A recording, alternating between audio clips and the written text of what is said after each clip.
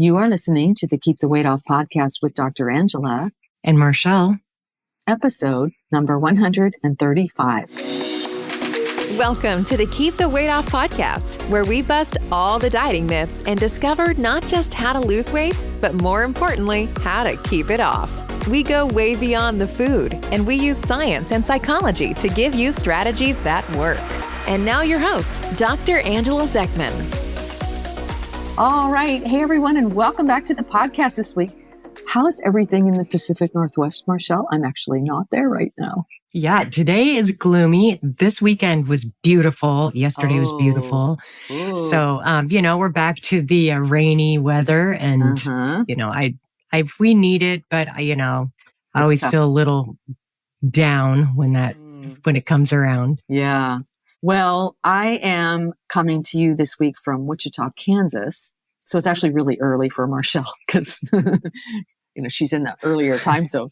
So I'm home in Kansas with my siblings, and we are working at clearing out our mother's house so that my brother can live there. And we decided to do this piecemeal and together. So we're just meeting here every 6 months. So every year in October and April, we join forces in Wichita and we work on the house. We all live in different parts of the country, so it's really fun for us to come together like this. And, our mother, bless her soul, she was a bit of a hoarder.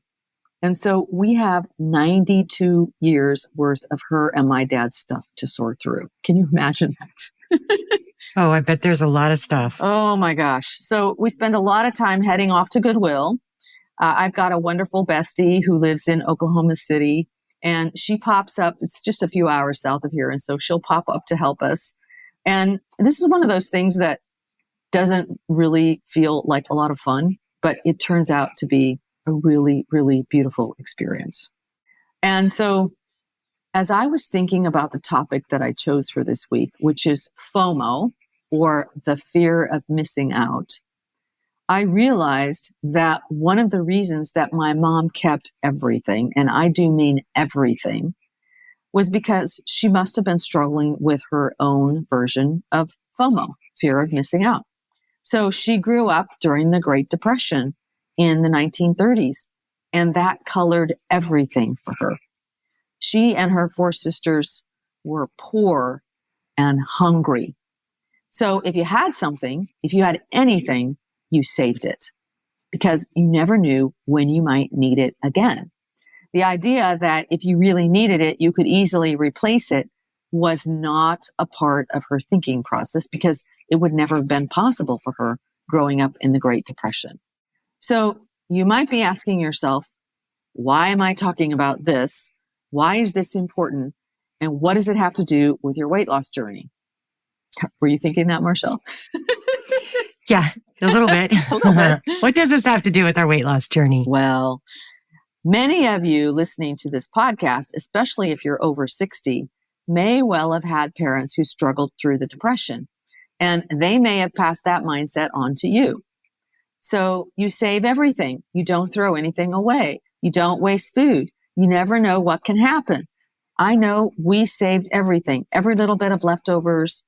We ate everything on our plates. And if we ever went out to eat, which was rare, we took all the leftovers home in doggy bags. That was just the way I was raised, right? Yeah, this sounds very similar to my grandmother and even my husband's grandparents. Like we went through their house or, went through my grandmother's things, she'd save all of the Christmas wrapping paper that was left over. And we found tons of that and aluminum foil and saved and plastic baggies that were saved and reused. And even, butter tubs or like whipped cream tubs. She would save those for, containers. So yeah, I know. It's just very interesting. My mother had at least 5 mixers. And so, and they each had like little notes on them. This beater works okay. So use it when you need this beater. And this other one, it was just like, oh my gosh. She didn't like the newer mixers. She liked the old fashioned ones. So just like all kinds of stuff. the wrapping paper, yes. All kinds of stuff got saved. And so Yep. these weeks when I'm home and sort of reconnecting with my parents as I'm going through their things, I think about this mentality a lot. This mentality that my parents raised me with, which is essentially a scarcity mentality, born of their experiences growing up during the Depression. And then over the summer, in the Empowered Weight Loss membership, which is the online membership that I have, we read a book called Chasing Cupcakes by Elizabeth Benton, which is a brilliant and profound book, and I highly recommend it. I've already talked about Elizabeth Benton's work in a previous podcast when I discussed the concept she develops in chapter 4, which is called Transformation is Now. So we talked about that in episode 131. You remember that one? I do remember that. Yes. Yeah. If you missed episode 131, go back and listen to it, because we talked about the fact that your decision to change does not happen tomorrow or Monday morning or after the holidays are over. Your decision to change happens now, in the very next choice you make. And this is a profound understanding. So Elizabeth Benton's book is filled with profound chapters. And the one I want to talk about today is called FOMO, or the fear of missing out. FOMO. Get it? FOMO? And Yeah. FOMO has a cousin called YOLO. You only live once. So have you heard of YOLO? You only live once? I certainly have. Yes. Yes. So FOMO and YOLO are mental constructs that come from a place of scarcity. So the way Elizabeth Benton talks about this concept is she actually borrows Brene Brown's definition of FOMO and expands on it. So have you heard of Brene Brown? No, I haven't. So Brene Brown she's like a psychological social researcher, and she got famous for doing a TED Talk on vulnerability. So if you just go to TED Talks and you search Brene Brown vulnerability, this talk will come up, and it's been watched millions and millions of times now. It really put her on the map. And she's written books about vulnerability. She's written books about our emotional lives. She wrote a book called The Atlas of the Heart, which is all about our emotions. And she also wrote a book called Rising Strong, which is where she defines this concept of FOMO. So I'm going to read it for you. Fear of missing out is what happens when scarcity slams into shame. So FOMO lures us out of our integrity with whispers about what we could or should be doing. FOMO's favorite weapon is comparison. It kills gratitude and replaces it with not enough. We answer FOMO's call by saying yes when we mean no. We abandon our path and our boundaries and those precious adventures that hold meaning for us in order to prove that we aren't missing out. But we are. We're missing out on our own lives. Every time we say yes because we're afraid of missing out, we say no to something. So that was a direct quote from Brene Brown's book, Rising Strong. So I found that the idea of scarcity mixed with shame really interesting. So FOMO means that we make choices based in shame about not having enough. Isn't that interesting? Like, we give up all sense of gratitude for what we do have, and instead we start making comparisons with other people, and we feel ashamed, and we feel like we're missing out on something, and we're afraid of that. So just imagine yourself at a birthday party, for example. Maybe it's a family member who's having a birthday, and pieces of cake are being passed around. You have a choice in this moment. Do you have a piece of cake or not? It's a tough situation for most of us, to be sure. So think about why you might choose to have a piece of cake. In many instances, it's FOMO, fear of missing out. Fear of missing out on the pleasure of the cake. Fear of missing out on the celebration of the family member whose birthday it is. Fear of missing out on connection with other family members. In some instances, Other family members will say things that will encourage us to go ahead and indulge. Join us in this celebration. Or they might even say, I know you're concerned about your weight, but you only live once. Yeah, this is really making me think. Like, I was thinking this concept of FOMO just goes back so far into my life. Like, I just remember, even my mom told me that, like, I used to want to steal my sister's bottle because I didn't think that mine was as good as hers. I don't know why I thought that, but yeah, because we're like Irish twins. We're 15 months apart, so Yeah. We're raised very closely. But then I just think of like growing up in elementary school. I feel like I did a lot of comparing myself to, the other kids and not feeling like I had enough, and not feeling like I was popular enough or smart enough or that I had enough. And that really led to a sugar addiction for me, in a lot of ways, because then I would find comfort in food, and sugar. So, I mean, this is really starting to make me think. This is very interesting. Yeah. Yeah. So it's scarcity colliding with shame and comparison. So a healthy dinner is not enough. Cake is required. Don't miss out, right? And here's the other thing that, as you were talking about it, I was reminded, and Elizabeth Benton doesn't talk about this in this chapter, but we have primitive brains, and our primitive brains know that it's important that we are members of a group or a tribe in order to survive. Because in primitive times, even as short ago as 100 years ago, you couldn't really survive on your own. You just couldn't. You needed the support of a tribe of people around you. So think about if you were in a dangerous situation, if you needed other people to help fight off danger. And so being a member and following the group norms is really, really important to your primitive brain. Okay. So your primitive brain does actually sense danger or fear danger in the concept of going against group norms. And so that's a little bit about what you were describing, Marshall. Right. And so scarcity colliding with shame. Elizabeth Benton points out that fear is the anticipation of danger. It's not actual real danger. So there's no real danger here. It's just a mental construct that our brains have made up in order to get us to indulge. And so what she says is we have to recognize that this way of thinking is not actually thinking in complete thoughts.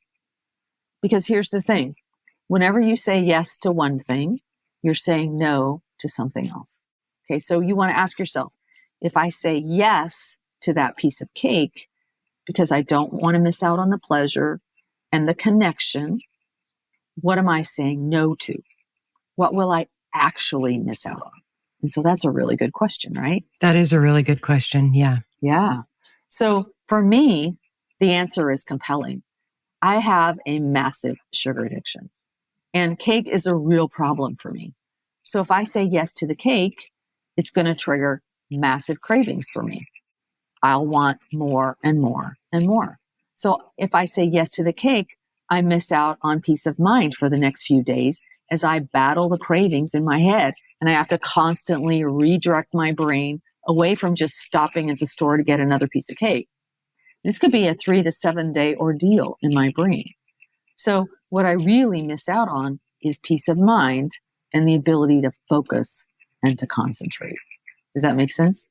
Oh yeah, this definitely makes sense. Yeah. I mean, I've struggled with this a lot. Yeah. So to overcome the lies of FOMO, fear of missing out, and YOLO, you only live once, Elizabeth Benton recommends that we stop thinking in incomplete sentences and start to think more completely. So FOMO and YOLO are incomplete truths. So we need to know the complete truth in order to make better decisions. So we do this by asking ourselves better questions. And Elizabeth is great at having us ask questions. So what is it that we're actually afraid to lose? So if you have a fear of missing out, or you only live once, what is it that you're actually afraid to lose? What do we fear missing out on? What will more add to your life? Might it actually take something away? And here's a really powerful question to ask yourself. If you showed up in this moment as the very best version of yourself, what choice would you make? Yeah, I mean, of course, you would make, the very best choice if you showed up as your very best self. But I was just thinking about this for a minute and, and like what this actually means when I apply it to my life. And when I say no to something, like the cake at the party or, whatever the food situation may be, of course, what I'm thinking is I'm going to miss out on that happy feeling because sugar makes me happy. That's what I feel like. That's connection I make, right? Yeah. So then I feel like I have just deprived myself of happiness, even if it's temporary, even if it's not real. So that's really hard to give up when you had made that connection. So this is very interesting. Yeah. So if you think in complete sentences instead of incomplete sentences, like, I'm going to miss out on happiness. Yeah. But what will I gain? If I... Yeah, you have to, that's right. This is making so much sense to me. This is good. Yeah. So the complete version is if I miss out on the immediate pleasure of the cake, what I gain is feeling really good tomorrow, my body functioning really well. And what I gain is me having a much better chance of thriving in a healthy, vibrant body that I'm proud of, right? Yeah. And I mean, and I'm learning that, but it takes practice. It really does. Yeah, it really does. So if we can challenge ourselves to tell the truth rather than trying to talk ourselves into incomplete thoughts that allow us to indulge and feel good for the moment, we're much more likely to not miss out on feeling good the next morning and our ultimate goal, which is to be thriving in a healthy, vibrant body that we're proud of. So FOMO and YOLO thoughts are big reasons why we end up going overboard and sacrificing our goals on vacations, business trips, weekends, and evenings out. We tell ourselves we don't want to miss out on special treats. We deserve a break. And we just want to relax and have fun for once. And we just want to let our guard down, right? Like that is so pervasive. Yeah, so, I do. I still do it. Yeah. Guilty. Me too. Yeah. I think if you can recognize these lies straight off and ask yourself to tell the whole truth instead of just the half truths and the lies of FOMO and YOLO, you'll be better equipped to make decisions that serve your long-term health goals. Okay. Agreed. You might still decide to indulge at times, and that's fine. But the more aware you can become of this scarcity mindset that follows FOMO and YOLO mentalities, the easier it will be to make decisions that serve us. Okay? I agree with that. Yes. Yeah. Do you have anything else you want to add? No. This has been good. I usually after we have a podcast like this, I usually go back and rethink about it, do some journaling, and so I'm sure that more thoughts will come afterwards. But no, I'm good for now. Thank you. Yeah. So that's a really good idea. So for our listeners is to ask yourselves, how often are you making choices based on the fear of missing out? And what are you actually going to be missing out on? Ask yourself those questions. And how often are you making choices with the thought that, oh, you only live once? Maybe you could make choices based on, since you only live once, how do you want your life to be? How do you SYOLO? Yeah. How do you want your life to turn out? Think about these thoughts before you decide whether or not you want to indulge. And then try to indulge if you do decide to indulge for the right reasons and not for the fear of missing out or for its cousin lie, you only live once. All right, everyone. Right. That's all for this week. Take care, and we'll see you next week. Bye. All right. Goodbye, everybody.